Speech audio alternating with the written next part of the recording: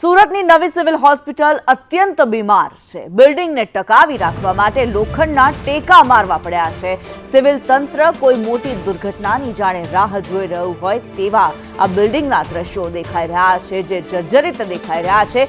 Civil hospital જર્જરિત થઈ ગઈ છે। સિવિલ હોસ્પિટલને રિપેરિંગના નામે માત્ર ને માત્ર લીપાપોતી કરવામાં આવે છે, થીગડા મારવામાં આવે છે, પરંતુ જે બિલ્ડિંગના દ્રશ્યો છે જે દેખાઈ રહ્યું છે તેમાં માત્ર ને માત્ર થીગડા મારેલા જર્જરિત એવા આ બિલ્ડિંગના દ્રશ્ય દેખાય છે। ત્યારે સિવિલ હોસ્પિટલ જાણે બીમાર થઈ ગઈ હોય, બીમારોને સાજા કરનારી હોસ્પિટલ, પરંતુ અત્યારે તો હોસ્પિટલ જ જાણે બીમાર હોય તેવા દ્રશ્યો દેખાઈ રહ્યા છે। આપ ટીવી સ્ક્રીન પર પણ જે દ્રશ્યો જોઈ રહ્યા છો, સિવિલની જે જર્જરિત ઇમારત છે, ક્યાંક પોપડા ઉખડી ગયા છે, તો આ પ્રકારની જે બિલ્ડિંગ છે તેની અંદર જાણે કોઈ દુર્ઘટનાની રાહ જોવાઈ રહી હોય તંત્ર દ્વારા। સિવિલ તંત્ર જાણે રાહ જોઈ રહ્યું હોય કે કંઈક થાય ને પછી કોઈ પગલાં લેવામાં આવે, ત્યારે આ દ્રશ્યો ખૂબ જ ગંભીર છે।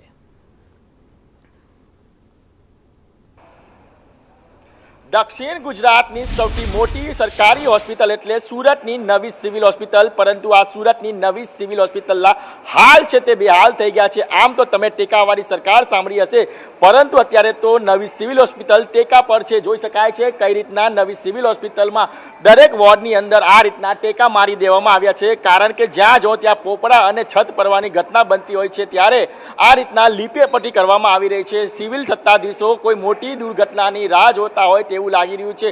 ઠેર ઠેર આ રીતના ટેકા મારીને જે કામ કરવામાં આવી રહ્યું છે।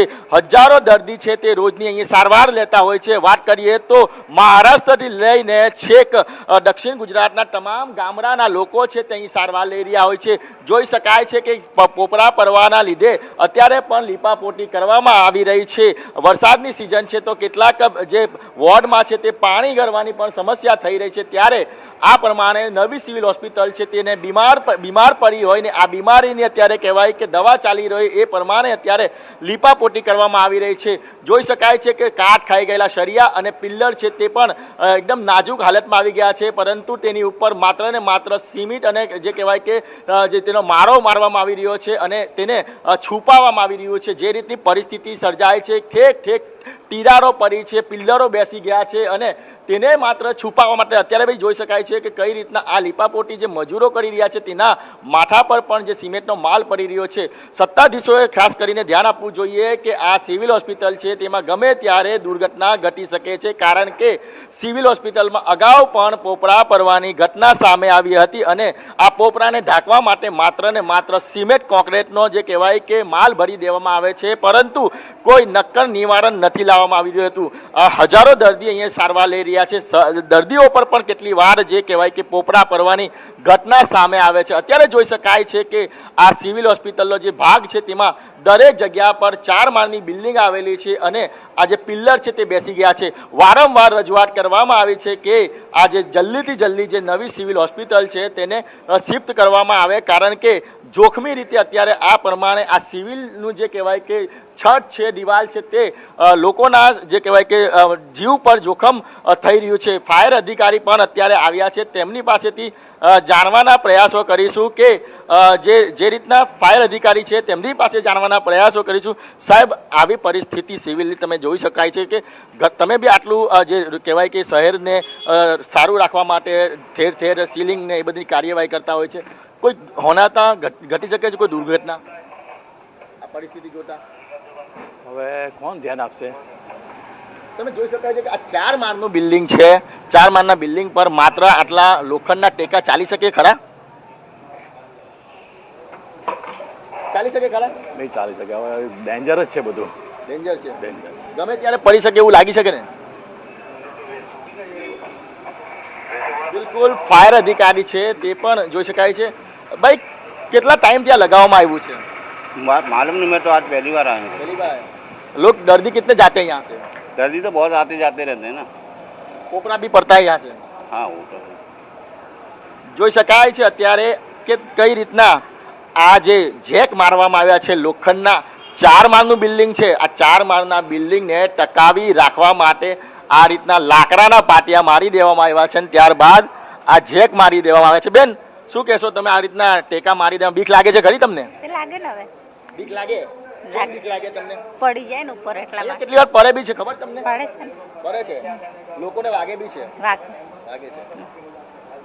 જોઈ શકાય છે કે અત્યારે સિવિલના કર્મચારી અને દર્દીઓ છે તે જીવના જોખમે અત્યારે સુરતની નવી સિવિલ હોસ્પિટલમાં સારવાર લેવા પર મજબૂર બન્યા છે. તંત્રએ તાત્કાલિક ધોરણથી તેમને ધ્યાન આપવું જોઈએ અને આ જે તમામ દર્દીઓ છે તેને શિફ્ટ કરવા જોઈએ. મહત્વની વાત એ છે કે નવી બિલ્ડિંગ બની ગઈ છે, તૈયાર છે અને કહેવાય કે તેને પેશન્ટોને શિફ્ટ કરવાની કાર્યવાહી પણ કરવામાં આવશે તેવું જણાવ્યું છે, પરંતુ ક્યારે કરવામાં આવશે તે હજી નક્કી નથી કરવામાં આવી રહ્યું. કેમેરા પર્સન અજીત પટેલ સાથે મનીષ પરમાર, સંદેશ ન્યૂઝ, સુરત.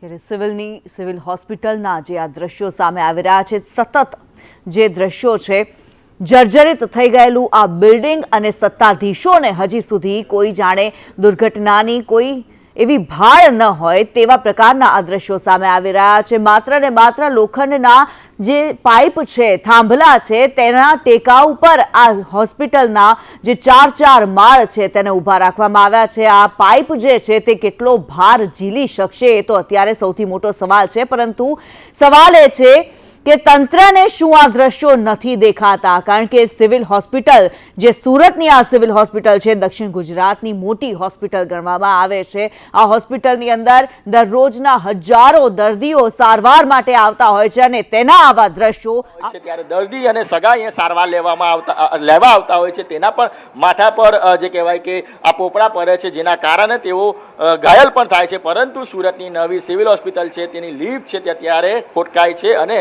આ જે લિફ્ટ છે તે બંધ થઈ ગઈ છે. કલાકો સુધી આ લિફ્ટ છે અત્યારે બંધ છે, પરંતુ કોઈ પણ ટેકનિશિયન કે કોઈ પણ સિવિલનો સત્તાધીશ કે કોઈ પણ ડોક્ટર છે તે અત્યારે આ જે બંધ લિફ્ટ છે તેને શરૂ કરવા માટેના પ્રયત્ન અત્યારે પણ હાથ ધરવામાં આવી રહ્યા નથી, જેના કારણે સિવિલના દર્દીઓને ભારે હાલાકી વેઠવાનો વારો આવી રહ્યો છે. કેમેરા પર્સન અજીત પટેલ સાથે મનીષ પરમાર, સંદેશ ન્યૂઝ, સુરત. તો આ બીજો એક કિસ્સો છે. એક તો પાઇપના સહારે આ બિલ્ડિંગને અત્યારે ઊભી રાખવાની કોશિશ કરવામાં આવી રહી છે, બીજી બાજુ લિફ્ટ પણ બંધ છે. સિવિલ તંત્ર અત્યારે શું કરી રહ્યું છે? સિવિલના સત્તાધીશો અત્યારે શું કરી રહ્યા છે? શું દર્દીઓની જે સહુલિયત છે, તેમની સુવિધા છે, તેનું તેમને કોઈ પણ પ્રકારનું ભાન નથી કે તેઓ વિચારવા માંગતા નથી? તે અત્યારે સવાલ થઈ રહ્યો છે. આ એક્સક્લુઝિવ દ્રશ્યો છે સુરતની સિવિલ હોસ્પિટલના, જે હોસ્પિટલની અંદર હજારો દર્દીઓ એ આશાએ આવે છે, દરરોજ આવે છે કે તેઓ સાજા થઈને જશે, પરંતુ ધારો કે ન કરે નારાયણ અને કોઈ દુર્ઘટના સર્જાય છે તો જવાબદારી કોણ લેશે? કારણ કે માથે જાણે મોત ઝળુંબતું હોય તેવા પ્રકારના આ દ્રશ્યો છે. ગમે ત્યારે પોપડા ખરી પડે, કોઈ પણ દર્દીની ઉપર જ્યારે કોઈ પોપડા ખરીને પડતા હોય છે, દર્દી ઘાયલ થતા હોય છે, પરંતુ હજી સુધી જાગવાની તસદી નથી લીધી સિવિલ તંત્રએ.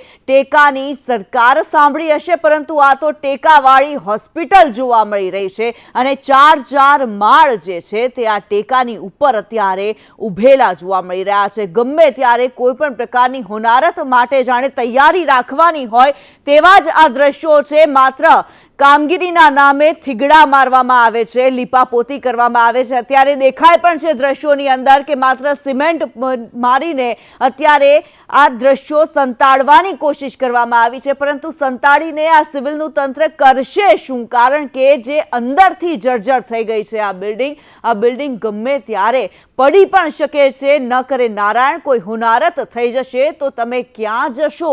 જે દર્દીઓ છે તે ક્યાં જશે? કારણ કે 4 માળની બિલ્ડિંગ, સમજી શકાય છે કે હજારો દર્દીઓ આ બિલ્ડિંગની અંદર અત્યારે સારવાર લઈ રહ્યા હશે. આ સાથે જ જે સ્ટાફ પણ હશે સિવિલ હોસ્પિટલનો, ચાહે ડોક્ટર હોય, નર્સ હોય કે અન્ય કર્મચારીઓ હોય, આ તમામે તમામ અત્યારે એક જોખમની વચ્ચે, જીવના જોખમની વચ્ચે કામ કરતા જોવા મળી રહ્યા છે. ત્યારે ક્યાં છે મેયર, ક્યાં છે ધારાસભ્ય, ક્યાં છે મંત્રીઓ?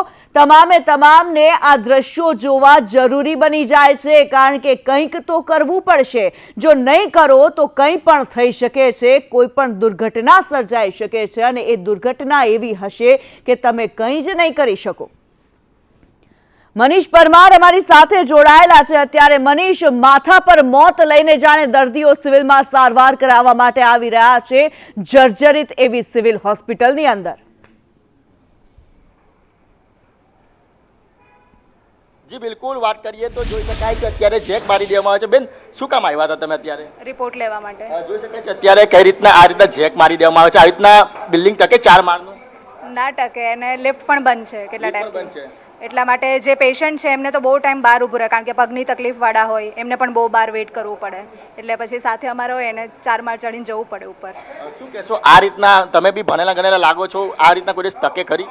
ટકે જ નહીં, ટાઈમ ટુ ટાઈમ રિપેરિંગની જરૂર છે. રિપેરિંગ કરાવતા રહે તો ખાસો ટાઈમ ચાલે.